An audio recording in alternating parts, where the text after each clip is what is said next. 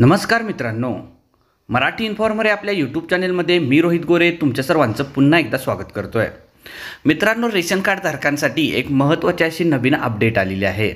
आता ration card धारकांना ration card मिळवण्यासाठी कुटुंबातील प्रत्येक व्यक्तीची ई-केवायसी करणं गरजेचं आहे आणि त्याबाबतची एक बातमीसुद्धा किंवा नोटीससुद्धा शासनाकडून आलेली आहे।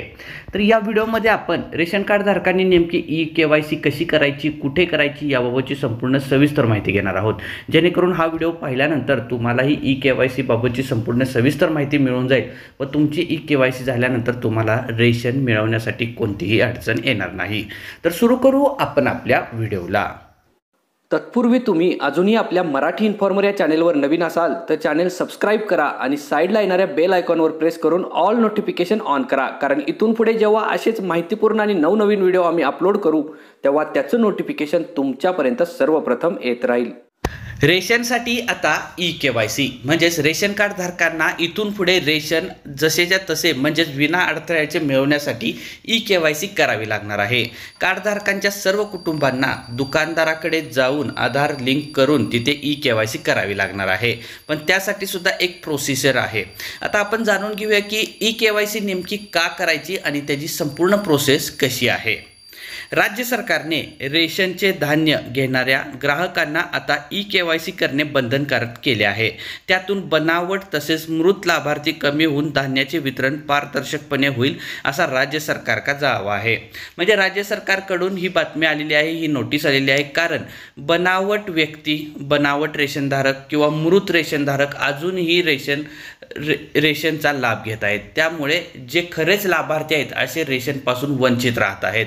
तर बनावट ग्राहक जे आहेत, जे मृत झालेले व्यक्ती आहेत, या लिस्टमधून वगळले जातील ई-केवायसी केल्यानंतर, आणि जे खरंच लाभार्थी आहेत, जे खरे लाभार्थी आहेत त्यांना रेशनचा लाभ मिळेल, ते रेशनपासून वंचित राहणार नाहीत।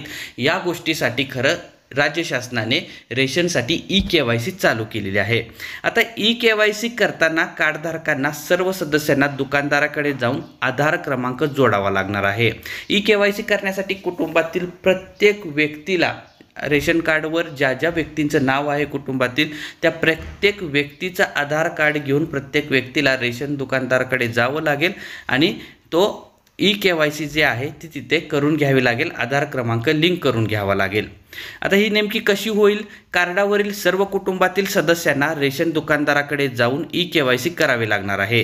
त्यासाठी अद्ययावत असलेले आधार आवश्यक असून दुकानदाराकडे गेल्यानंतर नवीन 4G ई-पास मशीनमध्ये आधार क्रमांक टाकून बोटांचे ठसे तसेच डोळे स्कॅन करून ई-केवायसी करता येणार आहे।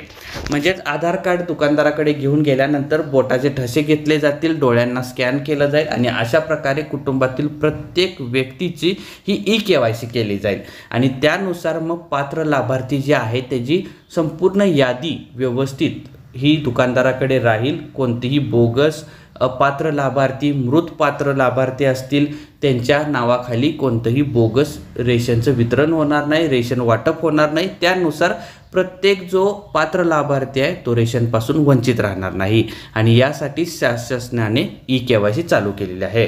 तर या व्हिडिओमध्ये आपण रेशन कार्ड संदर्भातली ई-केवायसीची माहिती घेतली की ही ई-केवायसी का करायची आणि कशा पद्धतीने आपण ई-केवायसी दुकानदाराकडे जाऊन करू शकतो।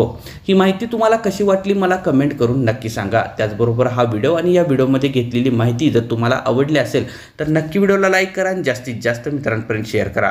आणि अजूनही तुम्ही चॅनलवर नवीन असाल किंवा चॅनल सबस्क्राइब केलं नसेल तर चॅनल सबस्क्राइब करा आणि बेल आयकॉन प्रेस करून ऑल नोटिफिकेशन ऑन करा, म्हणजेच इथून पुढे जेव्हा असेच नवनवीन माहितीपूर्ण व्हिडिओ आपल्या चॅनलवर अपलोड होतील तेव्हा त्याचं नोटिफिकेशन तुमच्यापर्यंत सर्वप्रथम येत राहील व दररोज तुम्हाला नवनवीन माहिती फ्रीमध्ये पाहायला मिळत राहील।